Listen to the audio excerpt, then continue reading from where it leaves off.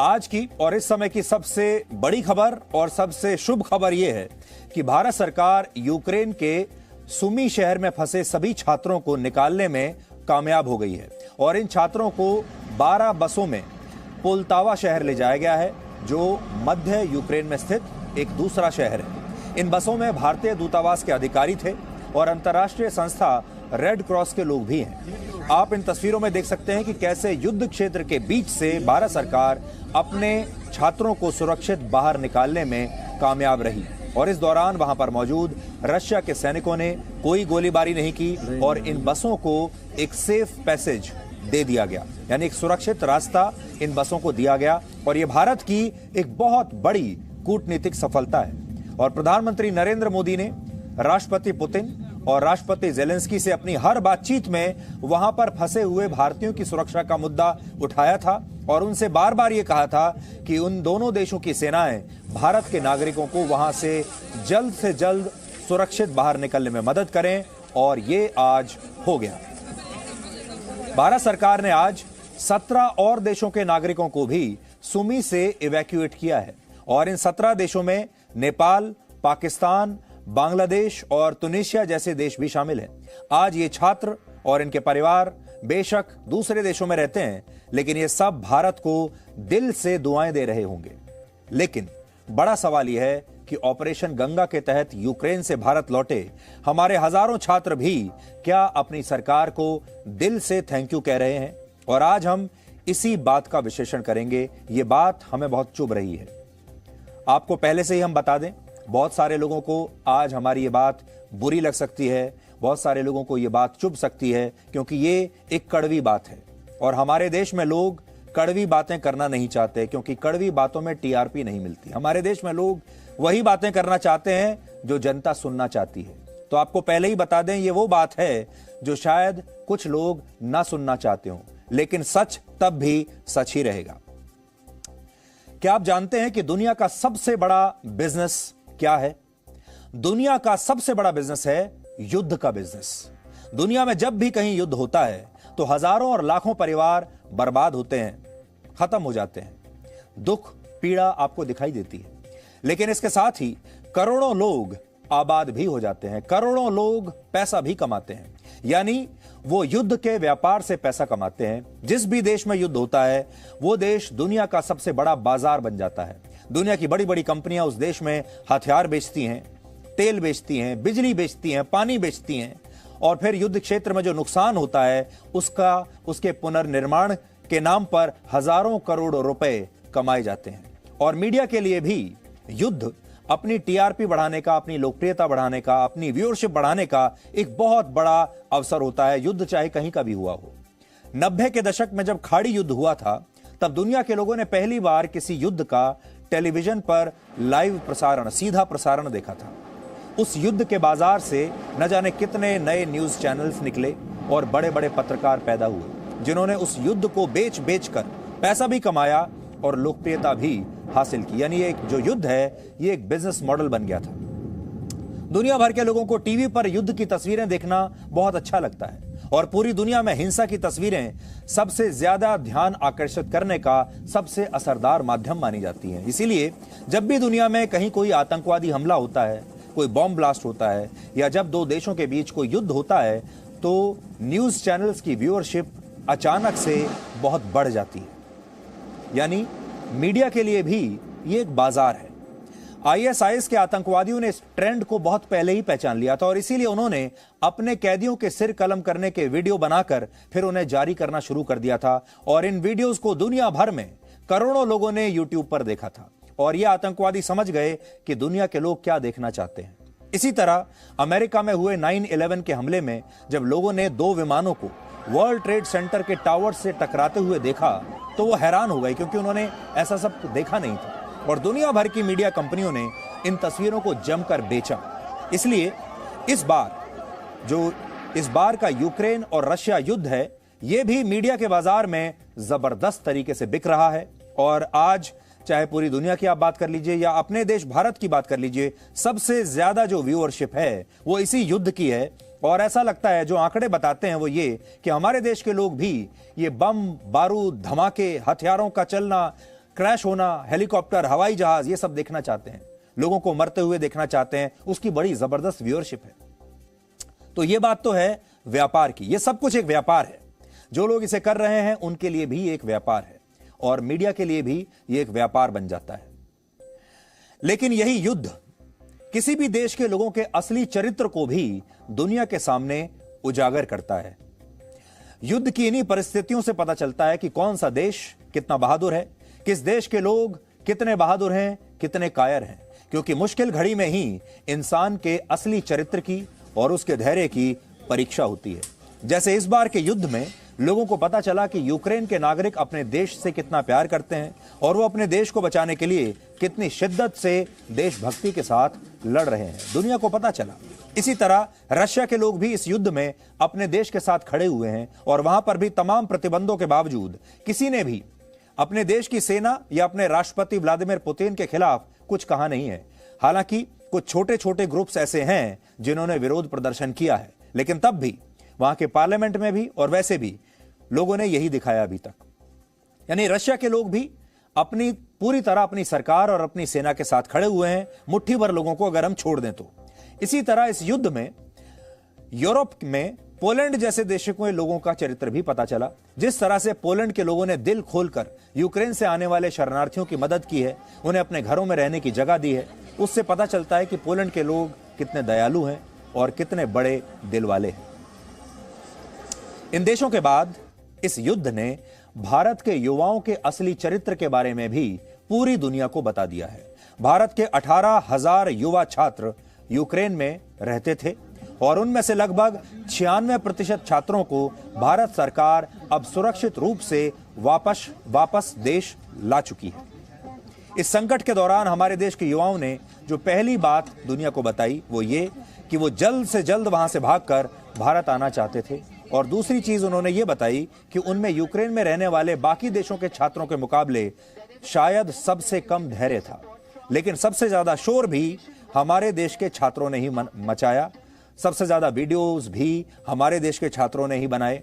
सबसे ज्यादा अपील हमारे देश के छात्रों ने ही की, ये कहते हुए कि हमें जल्दी से जल्दी बस किसी तरह से निकाल लीजिए। आपको इतने सारे वीडियोस किसी दूसरे देश के छात्रों ने बनाकर आपको नहीं मिलेंगे जितने हमारे देश के छात्रों ने बनाए हैं। पूरी दुनिया में चाहे आप कोई भी भाषा बोलते हो, एक शब्द होता है जैसे अंग्रेजी में कहते हैं थैंक यू, हिंदी में कहते हैं धन्यवाद, उर्दू में कहते हैं शुक्रिया। दुनिया में आप चाहे किसी भी देश के हो, किसी भी धर्म के हो, किसी भी प्रजाति के हो, लोग छोटी छोटी बात पर भी थैंक यू कहना नहीं भूलते। यहां तक कि अगर आप सड़क पर किसी से रास्ता भी पूछते हैं तो उसे भी धन्यवाद जरूर कहते हैं, थैंक यू जरूर कहते हैं। लेकिन इस बार यूक्रेन से आए बहुत सारे भारतीय छात्रों के अभद्र व्यवहार से पता चला कि वो ना तो अपने देश का सम्मान करते हैं, ना ही उन्हें पूरी दुनिया में अपने देश की छवि से कोई मतलब है, और ना ही उन्हें किसी को दिल से धन्यवाद देना आता है। और वो अपने देश के लोगों से मिल रही इस मदद को शायद अपना हक समझ बैठे हैं। और कोई भी मदद जब आप हक की तरह स्वीकार करते हैं तो उसमें से खुशी और कृतज्ञता चली जाती है, सिर्फ शिकायत बचती है। और हमारे देश के बहुत सारे छात्र जब अपनी मातृभूमि पर सुरक्षित लौटे तो उनके चेहरे पर कृतज्ञता का भाव नहीं था, उनके चेहरे पर एक अजीब सी नाराजगी थी, उनके चेहरे पर एक गुस्सा था, वो असंतुष्ट थे, उनके चेहरे पर एक रोष था और अपने देश के प्रति शायद एक हीन भावना थी। हम ऐसा नहीं कह रहे हैं कि हमारे देश के सभी छात्रों ने ऐसा किया, बिल्कुल नहीं, सभी छात्रों ने नहीं किया, लेकिन कुछ ऐसे छात्र जरूर थे जो खुद को भारतीय होने पर शायद गौरवान्वित महसूस नहीं कर रहे थे। लेकिन बहुत से छात्र ऐसे भी हैं जिनमें अपने देश के खिलाफ गुस्सा है, एक नाराजगी है। आज जिन दूसरे देशों के छात्रों को भारत सरकार ने वहां से सुरक्षित बाहर निकाला है वो भारत का गुणगान कर रहे हैं, उनके परिवार वाले भारत को धन्यवाद दे रहे हैं, लेकिन हमारे अपने छात्र शायद ये भूल गए। भारत सरकार ने इन छात्रों की वापसी के लिए अपने 4 सीनियर मंत्रियों को यूक्रेन के पड़ोसी देशों में भेजकर सबसे बड़ा ऑपरेशन चलाया और इसके तहत विशेष विमानों को इन देशों में भेजा गया। लेकिन जब हमारे ये छात्र हवाई अड्डे पर उतरे भारत में, वहां भारत सरकार के अलग अलग मंत्री अपने हाथों में गुलाब का फूल लेकर, सिर झुकाकर, हाथ जोड़कर इनका स्वागत करने के लिए प्लेन के बाहर खड़े हुए थे, इन्हें वेलकम बैक कह रहे थे। तो इन छात्रों ने उनकी तरफ देखा तक नहीं और उनके नमस्ते का जवाब तक देना उचित नहीं समझा। इस युवा पीढ़ी को देखकर आज मन में यह विचार जरूर आता है कि अगर कभी भारत पर यूक्रेन जैसी आफत आ गई तो हमारे देश के युवा और हमारे देश के लोग उस दिन कैसा व्यवहार करेंगे। एक बार पहले आप इन तस्वीरों को देख लीजिए, जब हमारे छात्र आए और हमारे देश के मंत्री उनका स्वागत करने के लिए बाहर खड़े हुए थे। और हमारे जो ये छात्र हैं, सबकी बात नहीं कर रहा, लेकिन कुछ छात्र ऐसे हैं जिनके चेहरे पर आप देखिए आपको क्या दिखता है। आप लोगों का साहस जो करके, जो मेहनत करके आप लोग इधर आए, आप सब लोगों को मैं फिर एक बार भारत सरकार की ओर से, सारी भारत के जनता की ओर से मैं स्वागत करता हूं।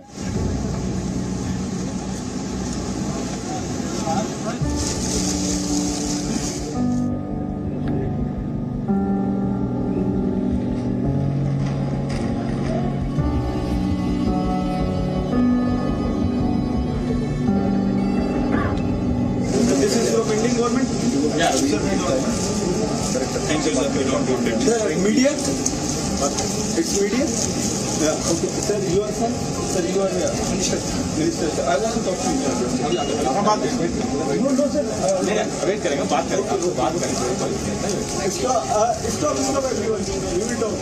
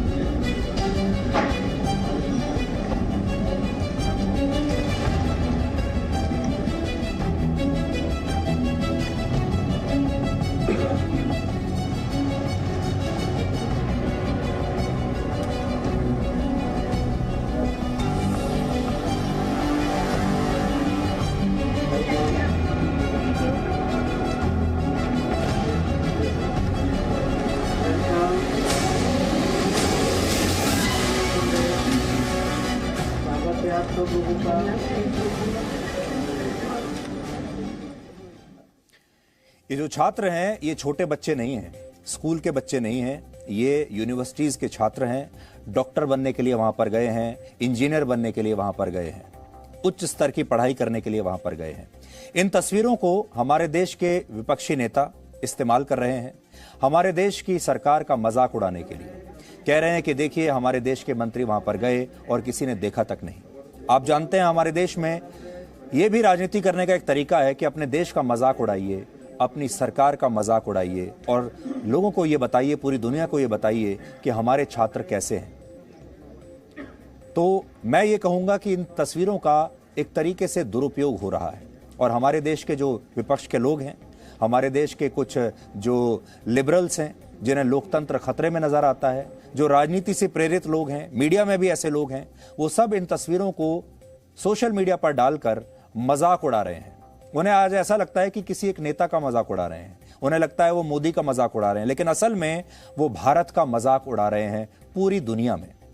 इन तस्वीरों को देखकर आज आपको ऐसा लग रहा होगा कि इन छात्रों को इस बात की बिल्कुल भी खुशी नहीं है कि भारत सरकार उन्हें यूक्रेन के युद्ध क्षेत्र से सुरक्षित बाहर निकाल कर लाई है, बल्कि इन छात्रों के व्यवहार को देखकर ऐसा लगता है जैसे ये देश के लिए शायद कोई बहुत बड़ा काम करने के लिए यूक्रेन गए थे।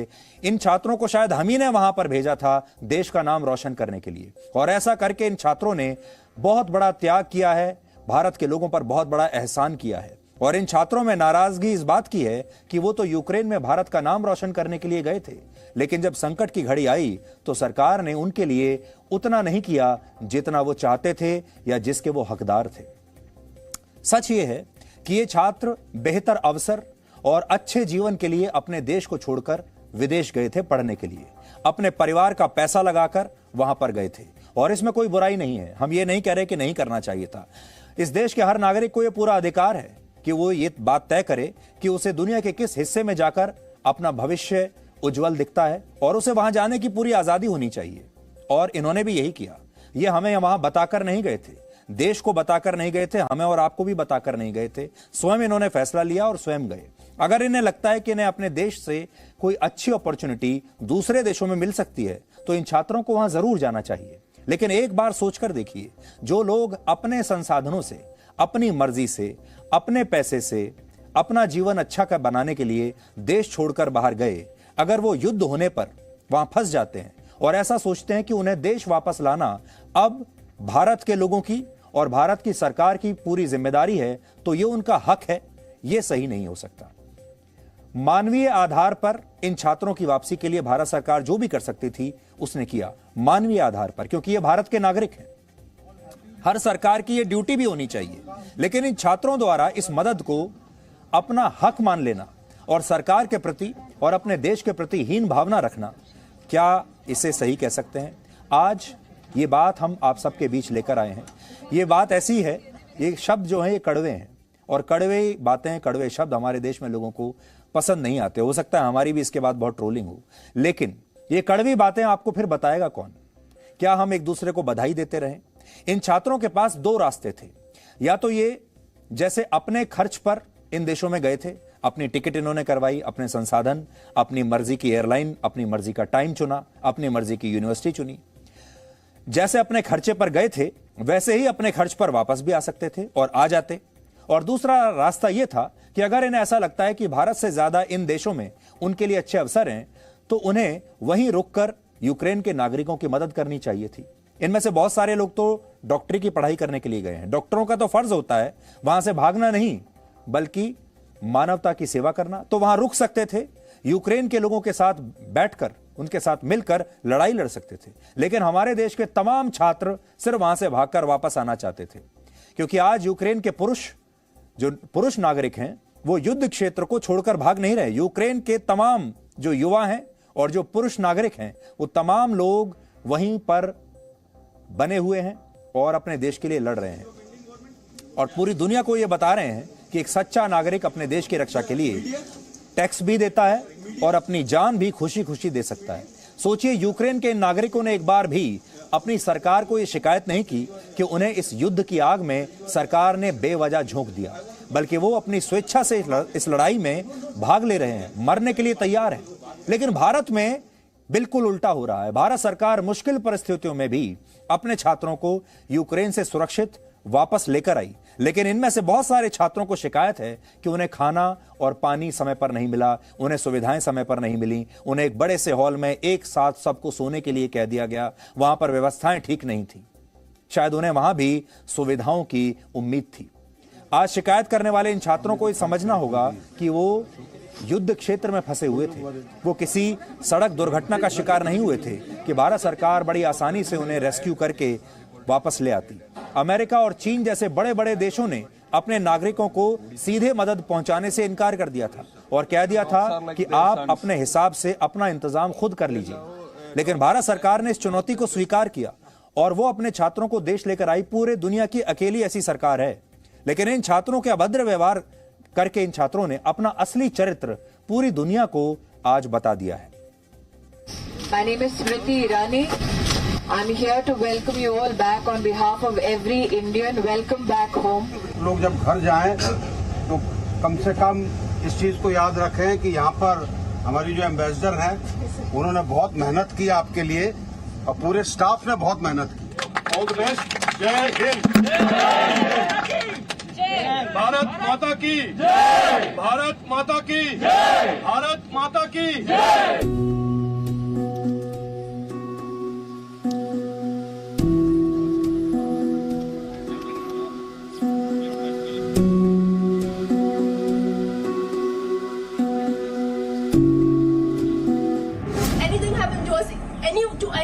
Mission Ganga will be a biggest failure. ऐसी सिचुएशन में जहां गवर्नमेंट को सारी चीजें पता है, वहां उन्हें हमें बोलना चाहिए था कि आप लोग छोड़ दीजिए Ukraine as soon as possible. Indian embassy ने कोई एडवाइजरी हमारे लिए नहीं दी थी, कीव के लिए दी थी, कीव स्टूडेंट्स के लिए। अगर उस समय हमें एडवाइजरी मिल जाती तो आज इतने बच्चे जो फंसे थे वो आज फंसे ना होते।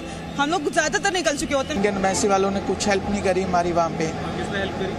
हमारे एजेंट्स ने हेल्प की है हमारी। इंडियन एम्बेसी में जाने के बाद उन्होंने हमें 2 दिन का वहाँ स्टे दिया, लेकिन कोई इतनी हेल्प नहीं हुई क्योंकि फूड नहीं था खाने को उनके पास। वाटर नहीं था, वॉशरूम फैसिलिटी कुछ भी नहीं। सब अपने आप करना पड़ रहा है। बसेस वगैरह जो अब लास्ट 3-4 बसेस निकली है वो सीनियर्स के थ्रू, और जो वहाँ हमारे देख रेख करते हैं हमारे हेड जो हॉस्टल्स वगैरह के, उन्होंने करवाई हैं। उधर और कोई हेल्प नहीं है। यहाँ की जो सरकार है कहते हैं डेमोक्रेटिक कंट्री है, हम लोग अपनी सरकार को चुनते हैं, पर उस सरकार ने हम लोग कम से कम 1000 बच्चे एक शेल्टर में ऑफर दिया गया, जो बाथरूम साफ करेगा उसको पहले लेके जाएंगे। सीरियसली हम इतना स्ट्रगल करके और बाथरूम साफ करेंगे, पहले जाएंगे। ये किसने कहा था आपसे? एम्बेसी, इंडियन एम्बेसी ने। इंडियन एम्बेसी ने बहुत गलत किया। कहीं अच्छा, ये कहा कि टॉयलेट साफ करिए फिर जाएंगे। जो पहले उन्होंने बोला प्रायोरिटाइज करेंगे, वॉलंटियर्स टू वॉश। किसी की ऐसी हालत नहीं थी, कोई नहीं उठा। जब उन्होंने बोला कि जो पहले वॉश करेगा उसको पहले लेके जाएंगे, तब सब चले गए, क्योंकि बच्चे जाना चाहते थे, वहाँ से निकलना चाहते। सो आपने वहाँ किसी अधिकारी को, मंत्री इतने सारे गए, किसी को नहीं कहा? वहाँ पे हम इसलिए नहीं बोल सकते क्योंकि हमें निकलना था वहाँ। तो हमारी जो गवर्नमेंट है उसने यूक्रेन से बाहर सपोर्ट की, यूक्रेन के अंदर क्यों नहीं सपोर्ट कर रही है हमें हमारी गवर्नमेंट? लाइक अभी भी हमारी खार्किव सिटी में काफी बच्चे फंसे हुए हैं, स्टक है ऑलरेडी। और आप जानते होंगे कितनी, आप देखो ये बात आप समझो कि यूक्रेन का एयर स्पेस बंद हो चुका है और एक देश में वॉर चल रहा है। उस वॉर के क्षेत्र में किसी भी सरकार को या किसी भी फॉरेन अथॉरिटी को जाने की इजाजत नहीं मिलती। तो इसमें आपको ये देखना चाहिए कि आप, थैंक यू, जो हमारे पास है सबसे पहले हमें वो ऑप्शंस तलाशने चाहिए कि अब हम क्या क्या कर सकते हैं। तो हमने जो किया तो मुझे लगता है बहुत किया। आप लोग खुद ही उसके आप में कैसे पहुंच सकती है हेल्प, आप में से किसी के पास आइडिया है? बात हो सकती है जैसे अभी किससे कह के यूक्रेन प्रेसिडेंट, पर ये क्या गारंटी है कि यूक्रेन का प्रेसिडेंट या यूक्रेन की सरकार ऐसा करेगी? कैसे करेगी बताइए? वो एक दूसरा देश है, वो कर भी सकता है और मना भी कर सकता है। आप अपने दोस्तों को आज अगर वो पूछे कि आप बता दो कि मैं रुकूं या आ जाऊं, आप क्या बताओगे उसको? और अगर वो आपने कहा कि रुक जाओ और तब मारा गया तो क्या करोगे? और अगर आपने कहा कि निकल जाओ तब मारा गया तब क्या करोगे? You never, it's a war. आपको ये समझना होगा, इट्स अ वॉर। तो मैं भी ऐसे बहुत सारे छात्रों को बॉर्डर पर, पोलैंड और यूक्रेन के बॉर्डर पर मिला, बसों में मिला। एक बात फिर से स्पष्ट करना चाहता हूं, सारे छात्र ऐसे नहीं हैं। बहुत छात्र अच्छे हैं, अपने देश को प्यार करते हैं, उनके देश ने उन्हें बचाने के लिए जितनी कोशिशें की उसका सम्मान करते हैं। हम सब की बात यहां पर नहीं कर रहे हैं, इसलिए उन छात्रों को बुरा मानने की कोई आवश्यकता नहीं है, उनके परिवारों को जो कि अपने देश को लेकर सही भावना रखते हैं।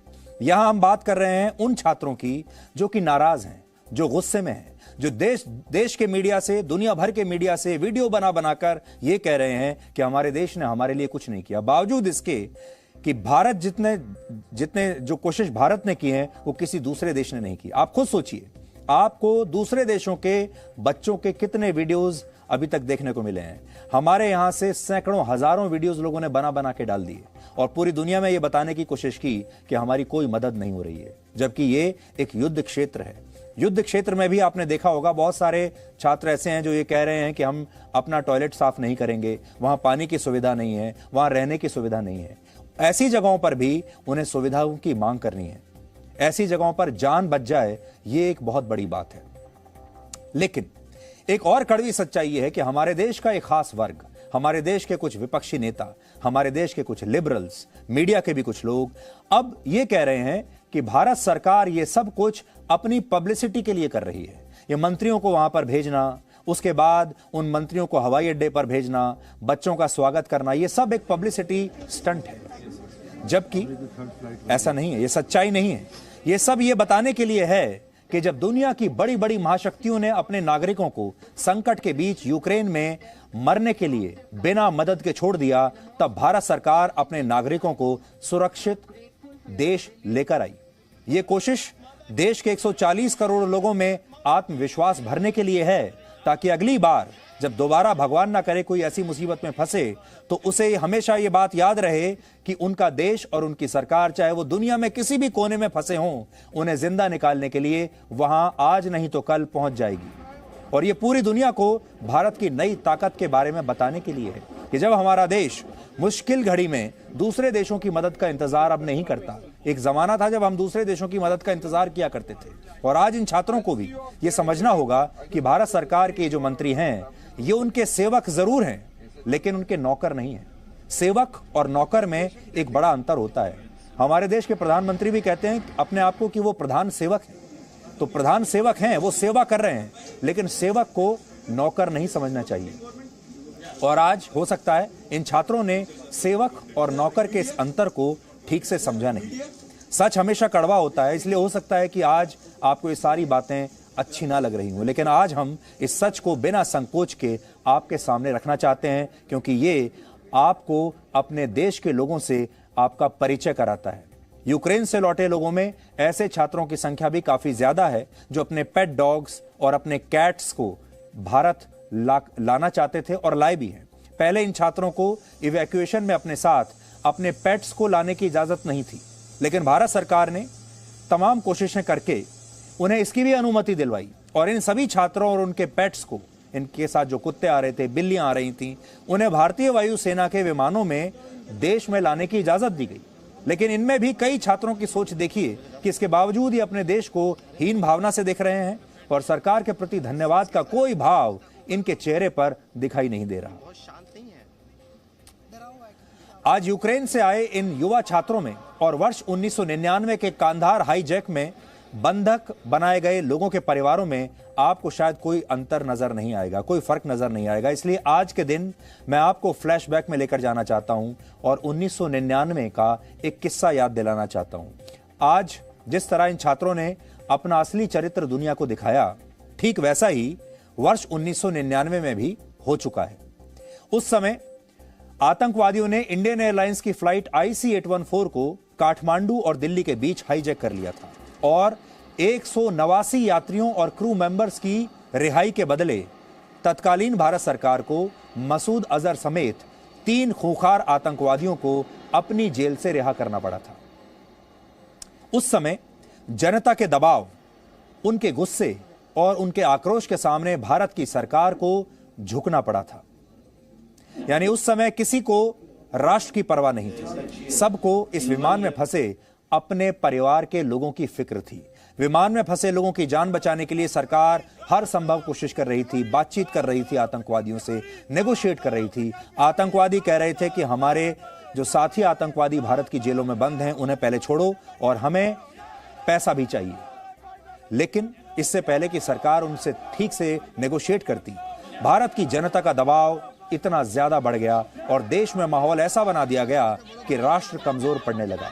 उस समय बंधकों के परिवार बेचैन हो गए और वो सरकार पर तरह तरह के आरोप लगाने लगे और कुछ बंधकों के रिश्तेदारों ने प्रधानमंत्री आवास के बाहर धरना देना शुरू कर दिया, विरोध प्रदर्शन करने शुरू कर दिए और सबकी एक ही शिकायत थी कि सरकार बंधकों पर फैसला नहीं ले रही, सरकार इन्हें छुड़ाना नहीं चाहती और सरकार विलंब कर रही है, जिससे भारत के नागरिकों की जान खतरे में है। और हमारे देश के विपक्षी नेताओं ने भी इन परिवारों को खूब चढ़ाया, इन्हें खूब उत्तेजित किया और कहा कि नहीं, आप ऐसी मांग करिए। उस समय भारत के मीडिया ने भी इन परिवारों के आंसुओं का लाइव टेलीकास्ट करके पूरे देश में एक ऐसा माहौल बना दिया जिससे ये छवि बनी कि भारत के लोग आतंकवादियों के सामने सरेंडर करना चाहते हैं और भारत का कोई भी परिवार अब अपनी कुर्बानी देने के लिए तैयार नहीं है। इस माहौल को बनाने में उस समय के मीडिया का एक बहुत बड़ा रोल था और आज बहुत ईमानदारी से हमें स्वीकार करने में कष्ट तो हो रहा है, लेकिन ये बात सच है और हमें इस बात का खेद है कि उस समय ऐसी खबरों का प्रसारण जी न्यूज पर भी हुआ था, जब हमने भी ये कहा था कि देश के लोग क्या चाहते हैं और देश के लोगों की मर्जी के सामने सरकार को झुकना पड़ा और सरकार ने भी सोचा कि जब देश के लोग ही नहीं चाहते कि हम आतंकवादियों से लड़ें और देश के लोग अपनी कुर्बानी नहीं देना चाहते तो फिर सरकार भी क्या करे। देश के लोग तब ये चाहते थे कि सेना के लोग कुर्बानी देते रहे, लेकिन कोई सिविलियन अपनी कुर्बानी नहीं देगा। आज हम आपसे कहना चाहते हैं कि उस समय हमसे ये त्रुटि हुई थी, ये हमसे भी गलती हुई थी। उस समय हमें ऐसा नहीं करना चाहिए था और हम भी इन परिवारों के आंसुओं के सामने बड़े मुद्दों को समझ नहीं पाए और आज हम सस्ती लोकप्रियता और टीआरपी के लिए वो काम नहीं करना चाहते जो 1999 में किया था। आज आपको 2 बातें समझनी है। पहली बात, इन छात्रों की नाराजगी इनके अपने फायदे के लिए है, राष्ट्र हित के लिए नहीं। और दूसरी बात, ये छात्र ऐसा करके भारत की ही छवि को नुकसान पहुंचा रहे हैं। और इस समय आप ये भी देखिए, जरा कल्पना करके देखिए कि यूक्रेन में आज जो हालात हैं, अगर ये हालात कभी भविष्य में भारत में बन गए तो भारत के लोग कैसा व्यवहार करेंगे, भारत के युवा कैसा व्यवहार करेंगे? क्या वो अपनी सेना के साथ वैसे ही लड़ने के लिए तैयार हो जाएंगे जैसे कि यूक्रेन के लोग लड़ रहे हैं, या फिर वो ये कहेंगे कि लड़ने का काम और कुर्बानी देने का काम तो सेना का है, हम तो टैक्स पेयर हैं, हम अपने घर पर रहेंगे? और एक बहुत बड़ा वर्ग तो ऐसा होगा जो अपनी ही सरकार की आलोचना करने लगेगा और कहेगा कि सरकार की गलती की वजह से आज हमें युद्ध की स्थिति देखनी पड़ रही है। और ऐसा भी वर्ग होगा हमारे देश का जो विरोधी देश, विरोधी सेना या दुश्मन देश के साथ मिल जाएगा और उनकी तारीफें करेगा और अपने देश के मनोबल को तोड़ेगा। आज यहां हम आपसे एक और मुद्दे पर बात करना चाहते हैं। भारत सरकार यूक्रेन से केवल भारतीय छात्रों को वापस नहीं लाई, लेकिन यूक्रेन में रहकर काम करने वाले भी बहुत सारे भारतीय नागरिकों को वहां से इवैक्यूएट किया गया है। और एक बड़ी खबर जो अब तक मैंने आपको नहीं बताई, और यह खबर आज आपको इसलिए बता रहे हैं हम कि अब तक हमारे छात्रों को वहां से इवैक्यूएट किया जा रहा था और हमारे छात्र वहां पर फंसे हुए थे। आज हमारे तमाम छात्र और हमारे सभी नागरिक अब वहां से निकल चुके हैं। इसलिए आज मैं ये खबर आपको बता रहा हूं। इस खबर को हमने इतने दिन रोक कर रखा क्योंकि इस खबर का बुरा प्रभाव वहां पर फंसे हुए भारतीयों पर पड़ सकता था, लेकिन आज आपको कुछ सच्चाई जाननी चाहिए। और वो खबर यह है कि ऐसे भारतीयों की संख्या हजारों में है जो यूक्रेन से निकलकर पोलैंड और स्लोवाकिया जैसे पड़ोसी देशों में तो शरण लेने के लिए पहुंच गए, लेकिन इसके बाद इन लोगों ने भारत आने से मना कर दिया। जब भारतीय दूतावास, ऐसा हमें सूत्रों से पता चला है कि भारतीय दूतावास ने जब इन लोगों से संपर्क किया और इन्हें बताया कि सरकार ने उनके लिए विशेष विमान की व्यवस्था की है, उन्हें ले जाने के लिए विमान में सीटें खाली हैं, जगह रखी गई है, तब ये लोग जहां पर रुके हुए थे वहां से भी गायब हो गए और भारतीय दूतावास को भी कोई जानकारी दी नहीं। और ऐसा इन लोगों ने इसलिए किया क्योंकि इन भारतीयों को भारत आना ही नहीं है। इन्हें ऐसा लग रहा है कि ये युद्ध उनके लिए एक तरीके से यूरोप का पासपोर्ट बन सकता है, यूरोप का टिकट बन सकता है, यूरोप में इनकी एंट्री हो सकती है इस युद्ध के बहाने, और वो एक शरणार्थी का दर्जा हासिल करके यूरोप के देशों में जाकर बस सकते हैं। तो मुझे बहुत सारे ऐसे भारतीय वहां पर मिले और उनकी कहानियां मुझे पता चली जो यूक्रेन से तो यूरोप में आ गए हैं, पोलैंड में आ गए हैं, दूसरे पड़ोसी देशों में आ गए हैं, लेकिन अब वो भारत नहीं आना चाहते, वो वहीं पर रुकना चाहते हैं और वो ये सोच रहे हैं कि उन्हें शरणार्थी के तौर पर वहीं पर या तो लीगली या इलीगल तरीके से वहीं पर उन्हें एंट्री मिल जाए। असल में भारत से जो लोग यूक्रेन, रशिया और बेलारूस जैसे देशों में पढ़ने के लिए और काम करने के लिए जाते हैं, उन्हें सिर्फ इन्हीं देशों का वीजा मिलता है और यूरोप के देशों में जाने के लिए इन्हें अलग से वीजा लेना पड़ता है, जो कि बहुत मुश्किल प्रक्रिया होती है, जटिल होती है और बहुत बार ये वीजा मिलता भी नहीं है। यानी ये लोग यूक्रेन में जाकर तो बच सकते हैं, लेकिन यूरोप जाना उनके लिए एक सपने की तरह होता है। हालांकि उनका सपना जो आखिरी मंजिल होती है वो यूरोप ही होता है। लेकिन इस संकट के बाद जो भारतीय शरणार्थी बनकर पोलैंड और दूसरे पड़ोसी देशों में पहुंच गए, उन्हें अब ऐसा लग रहा है कि अब वो किसी तरह यूरोप में तो दाखिल हो ही चुके हैं और अगर उन्हें शरणार्थी का दर्जा मिल गया तो वो अपना बाकी का जीवन यूरोप में बड़ी आसानी से बिता पाएंगे। भारत क्यों जाए? यूरोपीय यूनियन में कुल 27 देश हैं और अगर कोई व्यक्ति इनमें से किसी भी देश का नागरिक बन जाए तो वो इन सभी 27 देशों में कहीं भी जाकर रह सकता है और कहीं भी काम कर सकता है।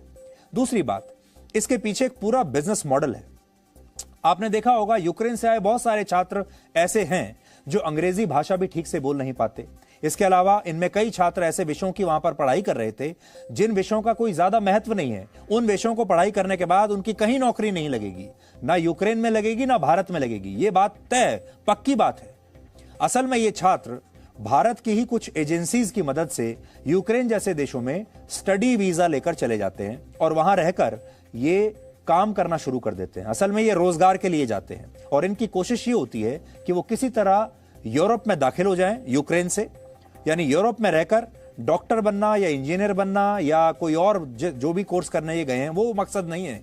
असल में आज हमने इसके ऊपर काफी रिसर्च भी की है और जो हमें पता चला वो सुनिए।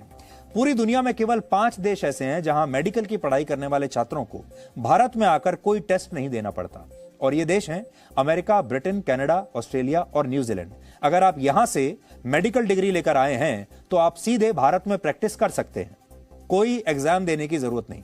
इन देशों से जो छात्र मेडिकल की पढ़ाई करके आते हैं वो भारत में बिना किसी परीक्षा के काम शुरू कर सकते हैं, जबकि यूक्रेन जैसे देशों से मेडिकल की पढ़ाई करके आने वाले छात्रों को फॉरेन मेडिकल ग्रेजुएट्स एग्जामिनेशन देना पड़ता है। ये एक परीक्षा होती है और इस परीक्षा में यूक्रेन से मेडिकल की पढ़ाई करके आने वाले ज्यादातर छात्र फेल हो जाते हैं, इस परीक्षा को पास ही नहीं कर पाते और ऐसे छात्रों की संख्या सैकड़ों में नहीं हजारों में होती है।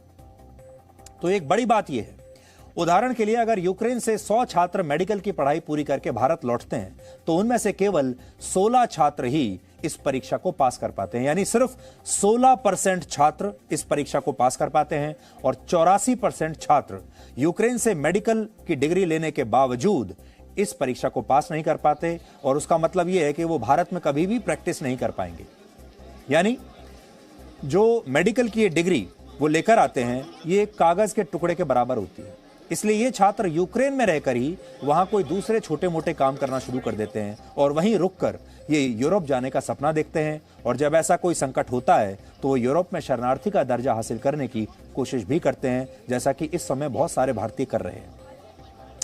हालांकि यूरोपीय यूनियन की नीति भारत को लेकर बिल्कुल अलग है। ईयू का कहना है कि भारत पर कोई हमला नहीं हुआ है, यह हमला यूक्रेन पर हुआ है और शरणार्थियों का जो दर्जा है वो यूक्रेन के लोगों को दिया जाएगा, वहां के नागरिकों को दिया जाएगा, भारत के नागरिकों को नहीं, क्योंकि भारत पर हमला नहीं हुआ है। इसलिए जो लोग यूक्रेन में रहते हैं भारतीय, उन्हें वापस अपने देश चले जाना चाहिए, लेकिन ये लोग अब भी वहां रुककर यूरोप का नागरिक बनने का सपना देख रहे हैं। Presenting B News app, available on Google Play and App Store. Download it now.